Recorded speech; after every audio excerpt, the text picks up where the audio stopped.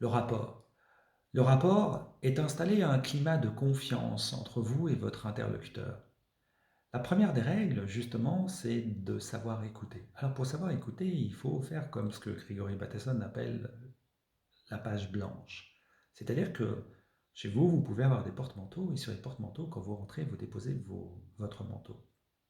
Quand vous communiquez avec quelqu'un, le but c'est d'être attentif à ce qu'il vous dit. Et pour ça, en fait, il faut se vider l'esprit. Se vider l'esprit, ça signifie que écouter, ça signifie ne pas parler quand lui parle, et ça signifie d'être 100% attiré ou attirer son attention sur la personne de ce qu'elle veut communiquer. Pourquoi? Eh bien parce qu'un certain nombre d'éléments, voire la majorité des éléments, seront des éléments qui seront non visibles, et donc pas forcément exprimés à travers les mots, mais à travers peut-être la manière dont il exprime.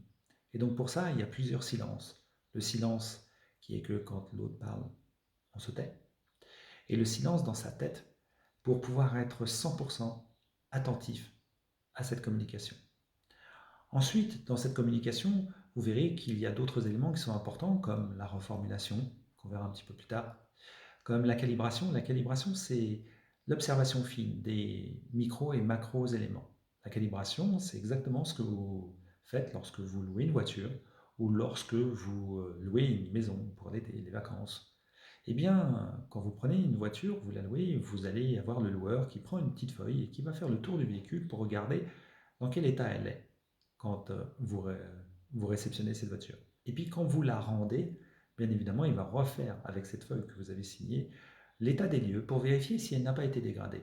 Eh bien, la calibration va vous permettre de faire en sorte que quand vous communiquez avec quelqu'un, d'avoir observé avant de communiquer avec elle dans quel état elle était, afin que lorsque cette communication se termine, vous puissiez observer l'impact qu'il y a eu, que ce soit à travers les mots qu'elle emploie, à travers tout ce qui est paraverbal et non-verbal.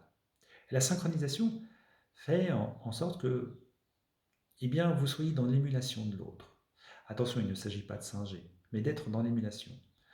Lorsque vous êtes né, vous étiez bébé, eh bien, vous étiez dans l'absorption, dans cette fusion avec vos parents. Lorsque vous avez rencontré quelqu'un, pour pouvoir apprendre de cette personne, vous avez été dans cette fusion, dans cette absorption. Eh bien, c'est un phénomène mécanique qui fait que qui se ressemblent s'assemblent.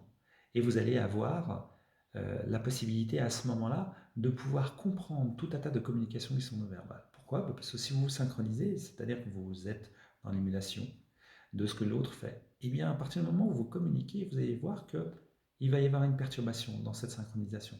Du coup, vous allez la perdre. Et comme vous la perdez, ça signifie qu'il vient de se passer quelque chose qui est important pour la personne.